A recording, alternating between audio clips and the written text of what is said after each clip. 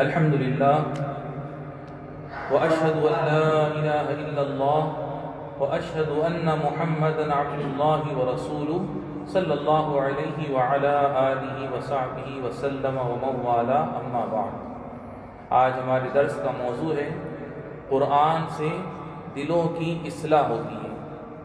نمازی بھائیوں، دل کی اصلاح ان اہم چیزوں میں سے ہے جن کے لیے مومن کو کوشش کرنی چاہیے اور انہیں پانے کے لیے اچھی طرح محنت کرنی چاہیے، کیونکہ دل رب عز و جل کے دیکھنے کی جگہ ہے۔ ہمارے نبی کریم صلی اللہ علیہ وسلم فرماتے ہیں ان اللہ لا ينظر الى صورکم واموالکم ولکن ينظر الى قلوبکم واعمالکم، یعنی اللہ تمہاری صورتوں اور مالوں کو نہیں دیکھتا ہے بلکہ وہ تمہارے دلوں اور اعمال کو دیکھتا ہے۔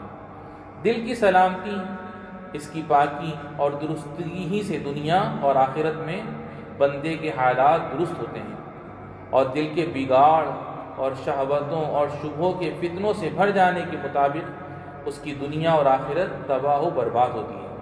ہمارے نبی صلی اللہ علیہ وسلم فرماتے ہیں الا وان فی الجسد مضغہ اذا صلحت صلح الجسد کلہ واذا فسدت فسد الجسد کلہ الا وہی القلب، یعنی جان لو کہ جسم میں ایک لوتھڑا ہے، جب وہ درست ہو جاتا ہے تو پورا جسم درست رہتا ہے، اور جب وہ بگڑ جاتا ہے تو پورا جسم بگڑ جاتا ہے۔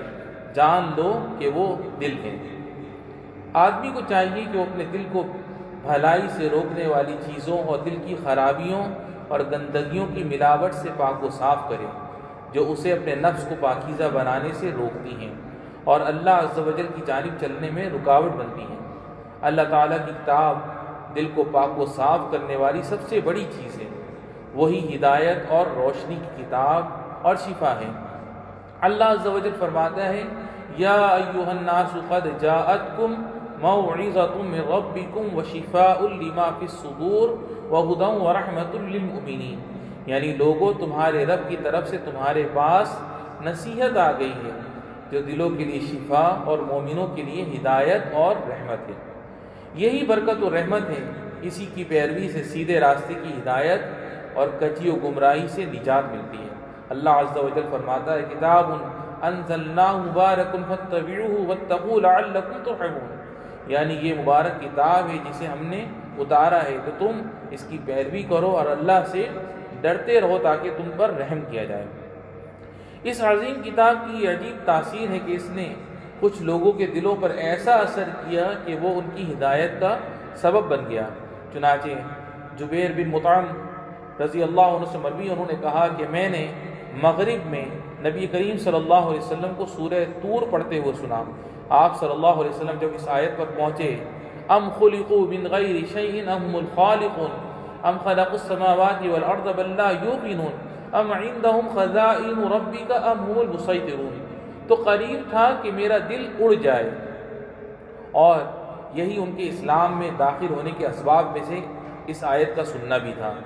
اس آیت کا جو ترجمہ ہے، کیا یہ کسی پیدا کرنے والے کے بغیر خود بخود پیدا ہو گئے ہیں، یا یہ خود پیدا کرنے والے ہیں؟ کیا انہوں نے ہی آسمان اور زمین کو پیدا کیا ہے؟ بلکہ یہ یقین نہ کرنے والے لوگ ہیں، یا کیا ان کے پاس تیرے رب کے خزانے ہیں، یا ان خزانوں کے یہ داروغہ ہیں؟ بھائیوں، یہ عظیم کتاب اگر پہاڑ یا پتھر پر اتار دی جاتی تو اس پر بھی اثر انداز ہو جاتی۔ اللہ تعالیٰ کا فرمان ہے لو انزلنا هذا القرآن على جبل لرأيته خاشعا متصدعا من خشية الله وتلك الأمثال نضربها للناس لعلهم يتفكرون، یعنی اس قرآن کو اگر ہم کسی پہاڑ پر اتارتے تو تو دیکھتا کہ اللہ کے ڈر سے وہ پست ہو کر ٹکڑے ٹکڑے ہو جاتا۔ ہم ان مثالوں کو لوگوں کے سامنے بیان کرتے ہیں تاکہ وہ غور و فکر کریں۔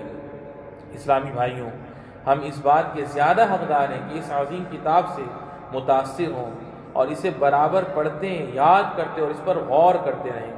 دل کی درستگی اور پاکیزگی، نفس کی سعادت، دنیا میں سینے کی کشادگی اور آخرت میں نجات، بچاؤ اور کامیابی کا یہ بڑا سبب ہے۔ اے اللہ، قرآن عظیم کو ہمارے دلوں کے لیے سرور، سینوں کے لیے نور اور غموں کے لیے کافور بنا دے اور اس کے ذریعے مصائب کو دور فرما دے۔ وآخر دعوانا الحمدللہ رب العالمین۔